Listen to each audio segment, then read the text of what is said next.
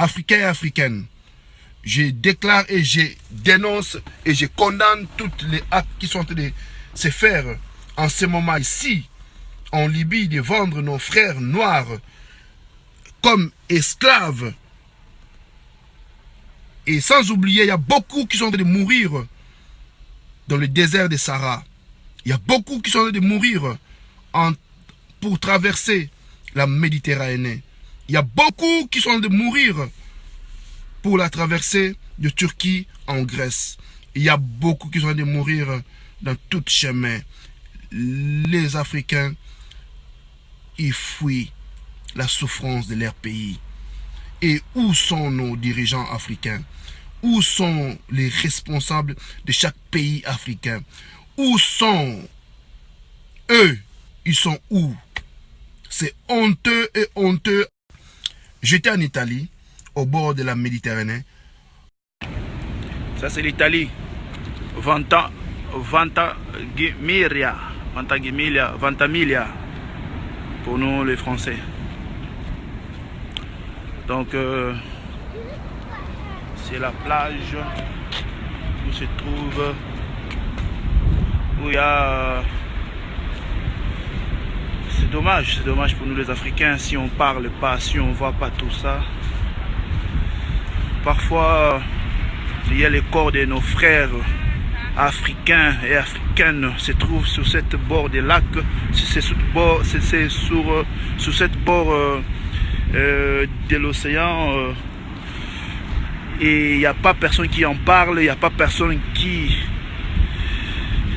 réagit, aucun gouvernement d'un pays africain ou l'Union africaine qui parle pour son peuple qui est en train de mourir jour et jour. Où se trouvent les responsables africains qui peuvent se battre pour le cause du respect de la peau noire? La peau noire, parfois, quand on nous regarde, les gens rigolent sur nous. On ne donne aucun respect par rapport à notre pauvreté, à notre continent, à nos pays qui ne nous valorisent pas. Où sont les gens qui gouvernent nos pays, qui gouvernent l'Afrique pour remonter la valeur de la peau noire, remonter la valeur de la peau africaine? C'est dommage et triste de voir nos frères africains en train de mourir.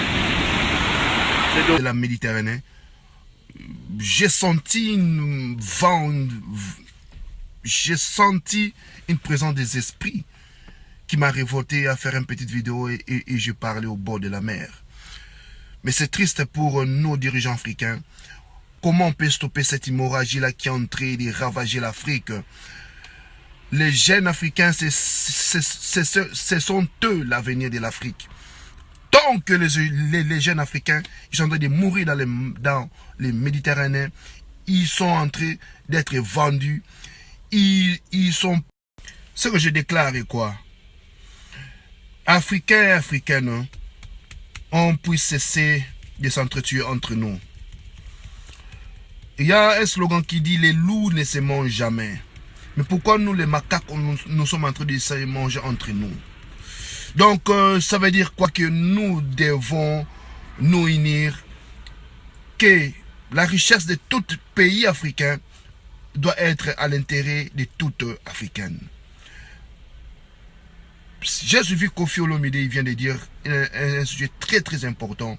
Pourquoi les frontières africaines, noires africaines?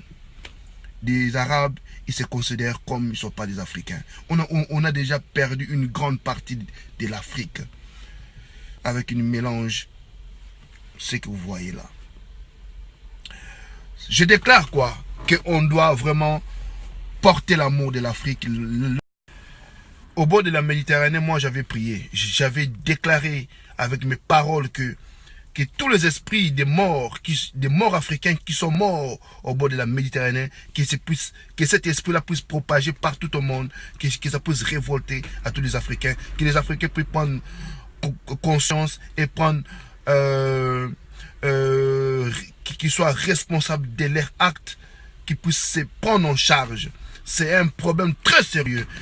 quand on dit Africains puissent se prendre en charge, c'est les Africains, des gens qui gouvernent les Africains. Comment vous pouvez être fier d'être un ministre, un président de la République tant que ton peuple souffre? Ta fierté sera derrière ton peuple. Un papa, il est fier derrière ses enfants. Un papa, il est fier quand sa maison est propre.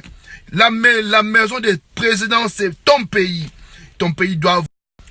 Comment tu peux être un papa, mais ta maison est sale? Dans ta maison, la famine. Comment ça peut être justifié? Un président, ton pays minable, ton pays sale, il n'y a pas à manger, la famine frappe dans ton pays, il n'y a pas de routes, il n'y a pas du travail, mais tandis qu'un pays qui est riche en minerais, en tout, mais ce pays-là crève de faim. Comment imaginer cela? L'Union africaine, vous êtes où, soi-disant l'Union africaine? Est-ce que vous êtes là pour l'intérêt de votre peuple? Quand un pays est fort et son peuple est fort, c'est pourquoi nous sommes dévalorisés partout au monde, parce que on marche avec l'image de nos pays. Ce que je demande à tout Africain et Africaine, et à tous les stars africains, à tous les musiciens, à tous les hommes d'affaires et à tous les hommes publics, vous devez réagir massivement. Massivement. Et vous devez comprendre que le combat, c'est un combat noble, un combat pour la dignité africaine. Un combat pour la dignité de chaque pays africain. Que tous les dirigeants de tous les pays africains qui puissent prendre conscience et qui puissent s'élever quand on dit un pays souverain, que ça puisse se montrer dans ses actes. À tous les pasteurs populaires africains, vous devez aussi agir parce que vous avez la jeunesse entre vos mains. Je déclare à tous les footballeurs, vous devez agir parce que vous avez toute une jeunesse derrière vous. À tous les musiciens congolais, nigériens, à tous les musiciens ivoiriens, camerounais, partout en Afrique noire, vous devez déclarer parce que vous avez une génération derrière vous. On a besoin d'une Afrique forte. On a besoin d'une Afrique gérée par des gens forts qui peut donner la fierté de notre continent. Et la fierté là tombera à son petit peuple. Quelle est l'Afrique? C'est moi, toi. Nous formons l'Afrique. Soyons unis. Que l'amour puisse régner entre nous les Africains.